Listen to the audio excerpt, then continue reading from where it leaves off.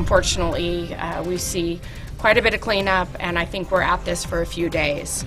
Now at 6, the cleanup continues following hurricane-force winds. City and county leaders warning residents tonight the worst may be behind us, but there is more to come.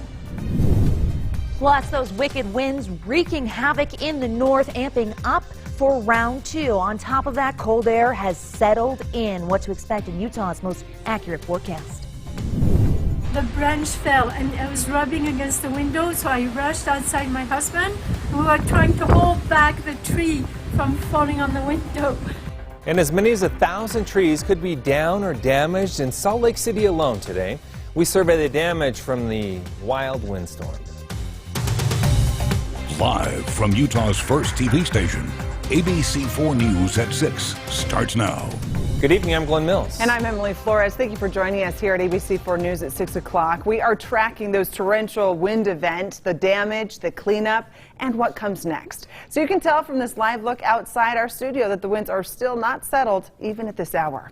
Now we have live team coverage of the event tonight. Rosie Nguyen is covering the worst of the damage. Nick McGurk is keeping an eye on major power outages. And Jordan Verdadero spoke to farmers with crops damaged by the storm. But first, Chief Meteorologist Alana Brophy standing by. You are monitoring the wind speeds and continue the current conditions as well, Alana. Very much so. We are not done just yet. Our high wind warning extended through the overnight through 9 a.m. tomorrow. You can see it along the Wasatch Front. It's for northern Utah, Salt Lake, and Tooele County. That high wind warning means that we will continue to see increasing winds and gusts that mean business. We've already dealt with a tremendous amount of wind damage. This is a historic wind event. As we look at our highest gusts, you'll see the University of Utah at 89 miles per hour. The U was closed today. Tons of downed trees in the Sugar House area as well as Salt Lake. The avenues were a mess. If you were headed up into the avenues, a K through L, particularly bad property damage in that area. Capitol Hill uprooted many trees in and around that area, and Rose Park, one of the hardest hit areas,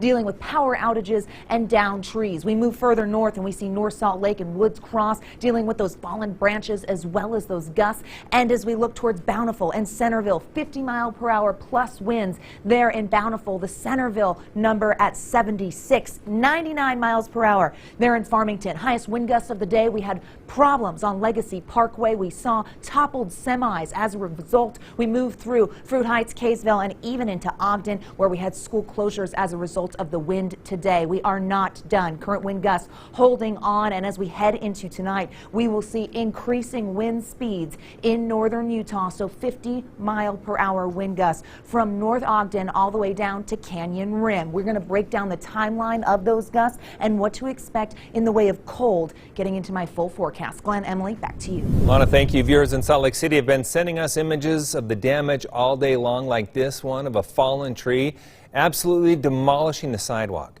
Downed trees also proved dangerous hazards to homes and vehicles. Important facilities and infrastructure saw wind damage as well, including the Salt Lake Cemetery and a Salt Lake City fire station.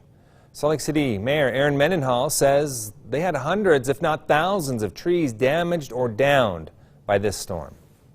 For residents who have trees down, know that city forestry right now is going through and they're doing sweeps of the streets. We need to be able to open up our infrastructure. They're working right now with just those most urgent road blockage trees. There are some trees that have fallen onto vehicles and they're working to remove those. We are not yet prepared for people to haul branches or debris out into the roads for pickup yet.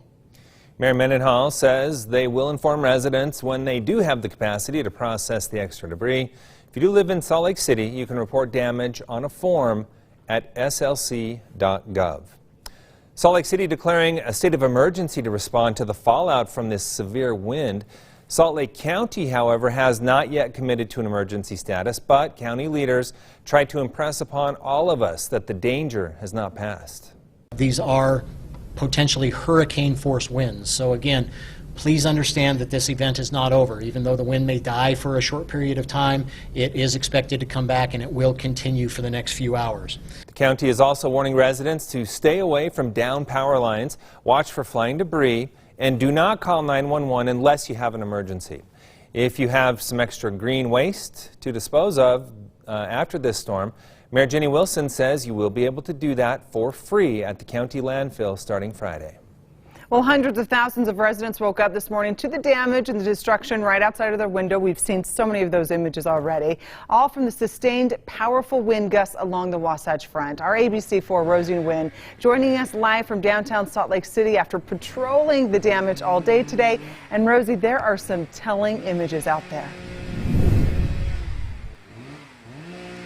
Emily, we've seen damaged property, we've seen roads that were completely blocked, leaving a busy afternoon as well as morning for our firefighters, crews, and anyone who can help with tree cleanup. They've been working around the clock to get as much cleaned up before the winds are anticipated to pick up again later tonight. As we've driven through Salt Lake County today, we saw fallen trees and branches everywhere, some that even uprooted from the ground and blocked roads completely. We saw fences, windows, roofs, and even cars that were damaged. Some residents tell us they've sustained thousands of dollars in property damage, and there could be more to come. Many neighbors now hunkering down and getting ready for what could be a cold night with no electricity. This is just scary. We have all this damage. We have dogs that come out in the backyard, and now we can't put him out here. He tried to sneak out through that hole. So this represents a lot of damage, property damage to us. Emergency management officials say that now is a good time to get ready in case you're one of the residents that could be going through a power outage for days. Prepare food, water, supplies, batteries, anything that you might need in the upcoming days. Also, they advise avoid sleeping by windows in case you could get hit by debris. Reporting live in downtown Salt Lake City, Rosie Nguyen, ABC4 News. Thank you, Rosie. In addition to damage to homes, cars, and trees, the windstorm has knocked down power lines and blown transformers.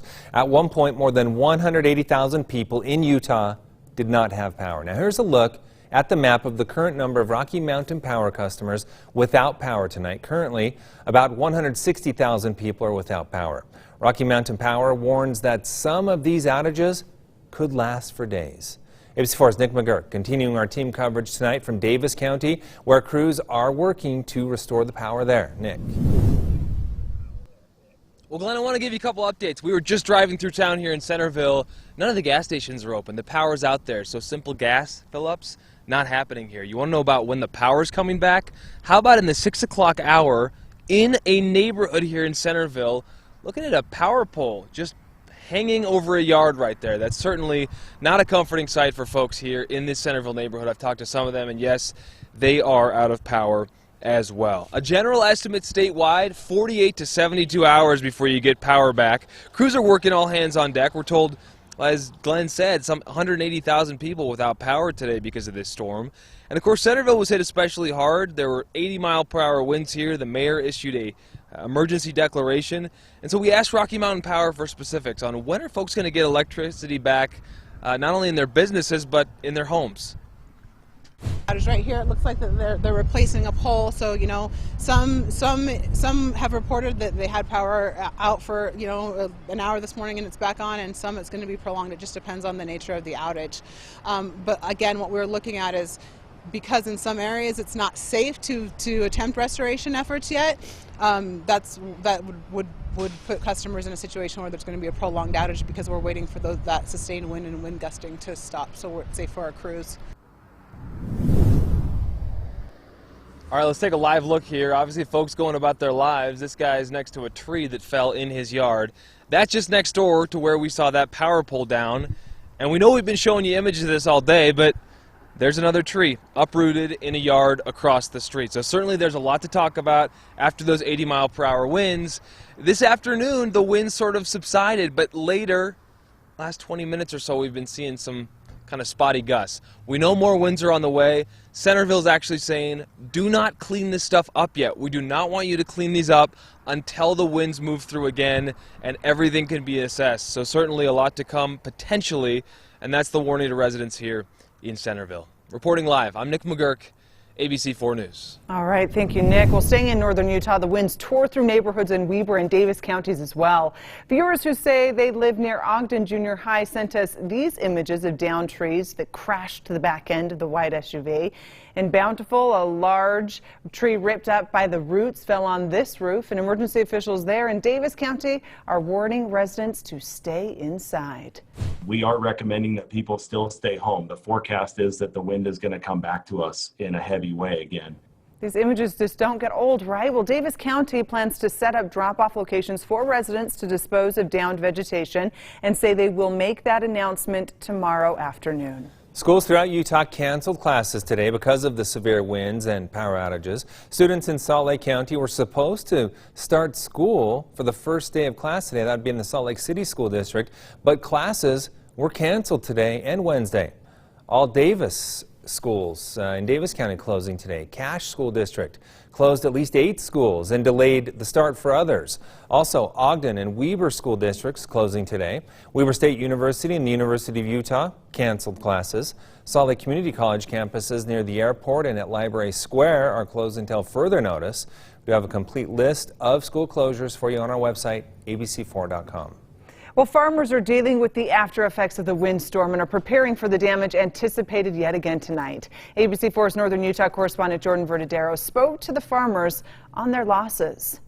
This is just one of several peach trees impacted by the windstorms on the Fruitway in northern Utah. Farmer Randy Lemon shares with us about his season's loss. So yesterday we started at the crack of dawn. The peaches that were able to be picked. Putting peaches in baskets, hopeful to sell the last bit of what is left after the windstorms. So everything that you see on the ground is a loss and you don't get it back. Trees ruined, split down the middle. You'll get your first basket off of that tree in about the age of 4 or 5 years. From that point forward, it's a fully producing tree up to the age of 20, and then it starts a slow decline. Lemon says many farmers are 2/3 into the peach season. He's lost about 30% of this fruit. Your profits are really towards the end of the season, and so this will bite into your net pretty strongly. All that's left is the cleanup and starting from the beginning. We will walk up and down this entire orchard, the 2,800 trees, with chainsaws, and we will trim up everything that's a broken limb. Remaining hopeful for what's left to sell of the summer and anticipating next season. Mother Nature dictates a lot more than you can control. You just learn to roll with the punches. Lemon encourages residents to come on down to the Fruitway because there's still plenty of good crop to go around. Reporting in Willard, Jordan Verdadero, ABC4 News. Still ahead, wildfires still rage across the state. Evacuations lifted for parts of Utah County, but residents are still on notice. And before we go, a look outside of the Salt Lake Valley where the wind is blowing, and look at those skies. That wind will continue. Alana is working on what more you can expect coming up in your full forecast.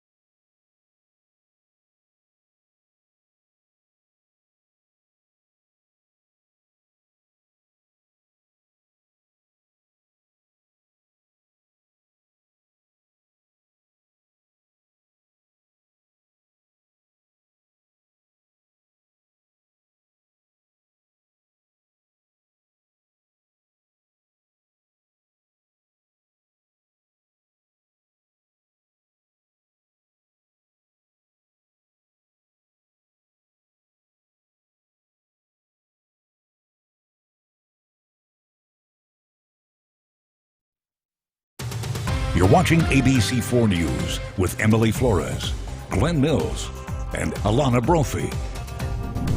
And we are back with a live look outside the ABC4 studio where we are monitoring a major wind event and advisory in place until tomorrow morning. Also monitoring a number of wildfires burning across the state of Utah tonight. Most pressing, the Ether Hollow and the WILDFIRES. Both fires are raging in southern Utah County tonight and have already burned through a combined 5,000 acres, according to fire officials. A warning from officials in the Ether Hollow fire in Mapleton. They are saying with a fire like this, predatory wildlife will be on the run and may come through residential areas, meaning bears and cougars could put pets and livestock at risk. So be aware with your outdoor pets.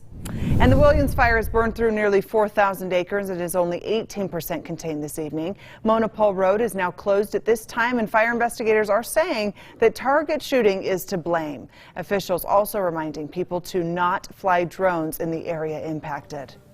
Time now for Utah's most accurate forecast. Weather rate certified 9 years in a row.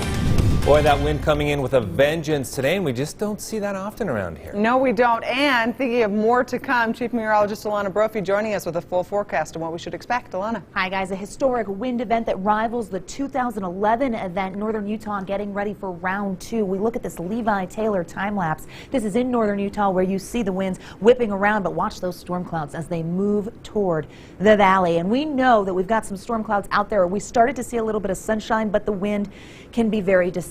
As we head into tonight, we're going to see increasing wind speeds, and as a result, those gusts will get high yet again from North Ogden all the way down to Canyon Rim. We're looking between 50 and 70 mile per hour gusts. Now, there will be a target area that will continue to see gusts higher than that. That's Layton all the way down through Centerville, where 70 plus mile per hour winds expected as we get into the overnight and into tomorrow morning. That's why our high wind warning was extended, and this is the area that could yet again see more damage and additional power outages. So we are not finished just yet. Current wind gusts right now in the double digits, 25 miles per hour in Salt Lake. These numbers would be big on a given day, but we've doubled that today with those peak wind gusts extremely high. Looking at 29 miles per hour in Cedar City, 36 miles per hour down there in St. George. That wind event heavily focusing on northern Utah with that high wind warning in effect also for the Uinta Basin down near Castle Country, but really we're looking at Salt Lake and Tooele counties as well as northern Utah. Some wind advisories in central and southern Utah that will expire later on tonight. We've got a red flag warning in that area. So let's give a timeline on those winds. Looking at the Wasatch Front, you're going to notice those numbers from Salt Lake all the way up to Brigham City. This is by 9 p.m.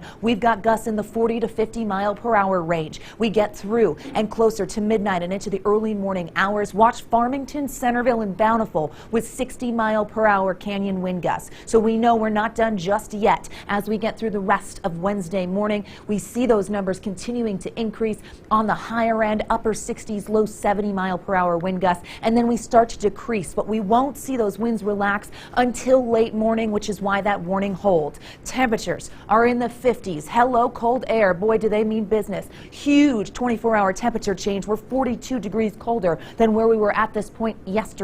45 degrees in Evanston, 32 degrees down south. All right, the Park City Mountain shows snow there up there in the high country. We've got a winter weather advisory for the Tavaputs, southwestern Wyoming, and the Uintas stay under that winter storm warning where accumulating snow still possible. Futurecast shows us what to expect. We see most of the moisture for the next couple of days hanging out on the eastern side of the state, and we're going to continue to see that with the northerly winds carrying in that cooler air even through Thursday. Into tonight, we've got those frost and freeze alerts, hard freeze warning. Cold start to the day tomorrow. 20s on the backside of the Wasatch, 30s and 40s along the Wasatch Front. It is going to be brutal. Be ready for it. Temperatures in the 60s, a season-ending event for those backyard gardens. 60 in Moab, 76 in St. George. Speaking of St. George, here's a look at the next 7 days. Those 80s will turn back to 90s. We warm back up, but a cool day tomorrow in St. George with the winds blowing around. The Wasatch Front will see those gusty conditions in the morning, winds relaxing by the afternoon, but temperatures remain chilly. We get back to the 80s by the weekend with clear skies, but a very cold overnight ahead for portions of the Wasatch Front as well as Wasatch Back. Glenn, Emily? All right, thank you so much, Alana, for the warnings there. We appreciate it. All right, turning to Dana Green now with a look at sports and BYU kicking off the season, and that game was pretty much over before it started. I don't think anyone saw this kind of performance coming. We're going to take a look back at what got Kalani Sitake dancing on the field as BYU took apart Navy. That's next.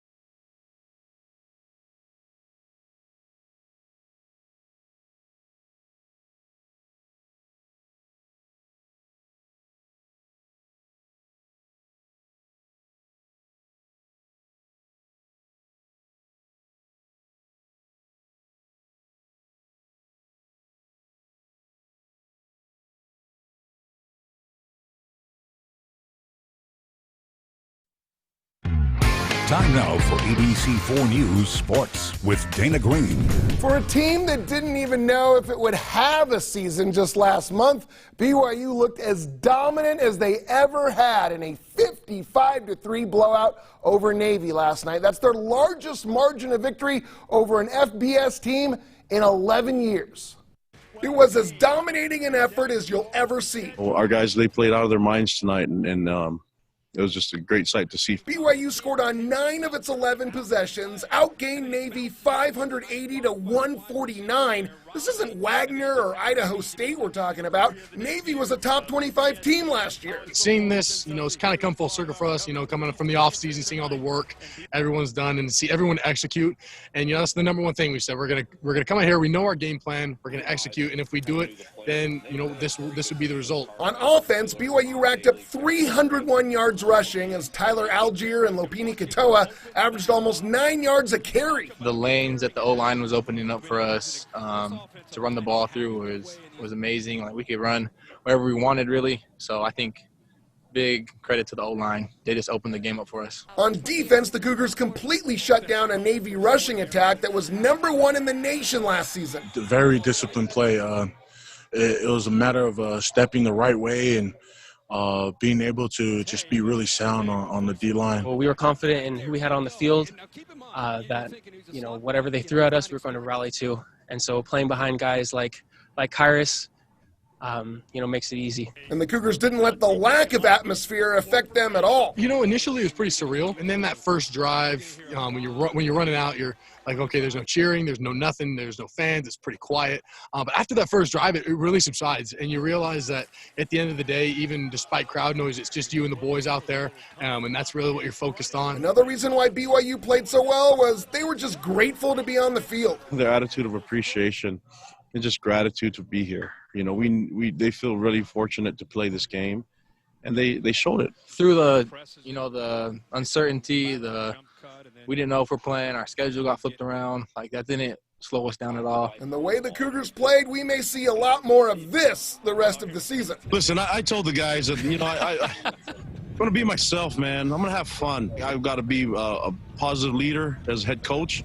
And when the guys ask me to dance, I'm going to do it. I got a lot of dance in my repertoire.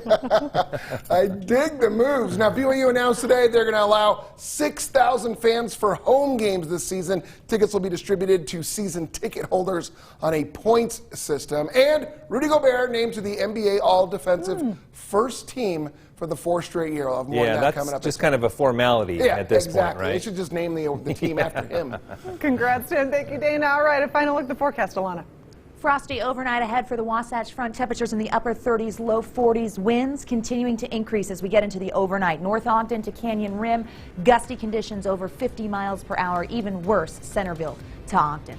My goodness, that cold hit fast. Thanks, Alana, and thank you for joining us tonight. See you tonight at 10.